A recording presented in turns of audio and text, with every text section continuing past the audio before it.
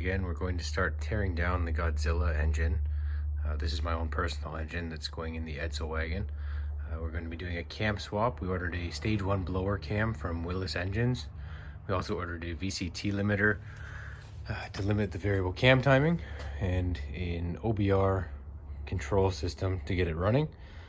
The plan is to have it in and running for Father's Day. So I'll keep you posted. I'll take videos of the teardown, the cam swap, step-by-step instructions on how to do that, and any problems I encounter along the way. Okay, I'm gonna do this all with hand tools just so it's easier to see and quieter on video.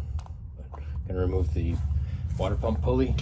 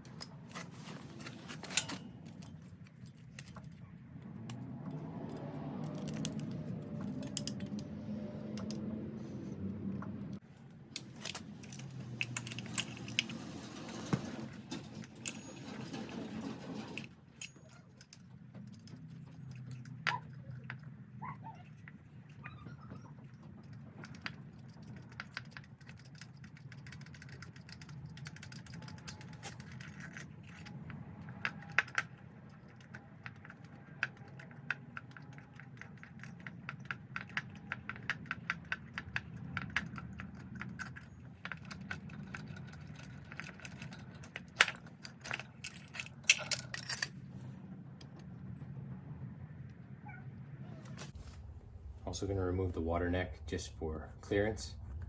Mine only had one bolt in it just because it's the way the engine came. I'll catch the bolt back so I don't forget where it goes. So the coolant crossover pipe for the heater core, I'm going to remove it out of the way.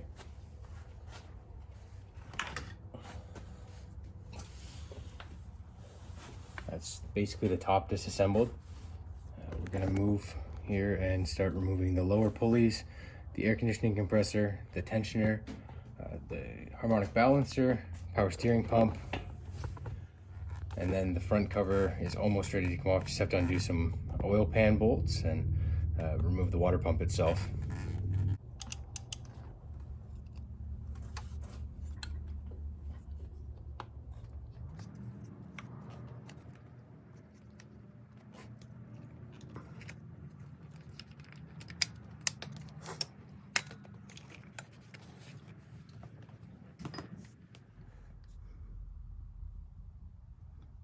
Over around on the other side of the engine here, I'm going to remove the air conditioning compressor.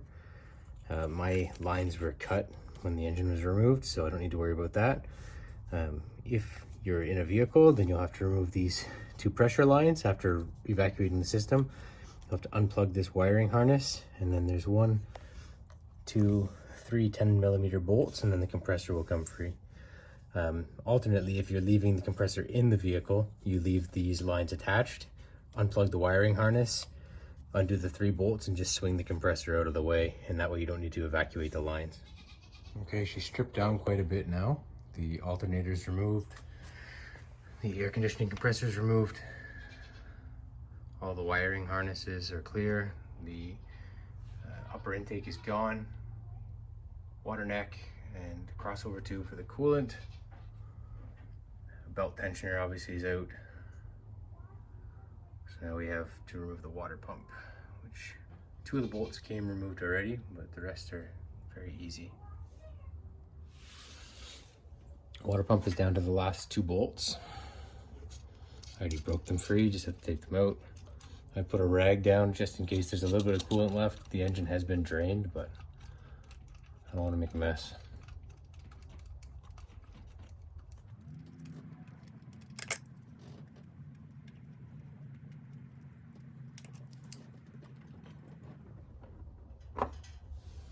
Water pump is off.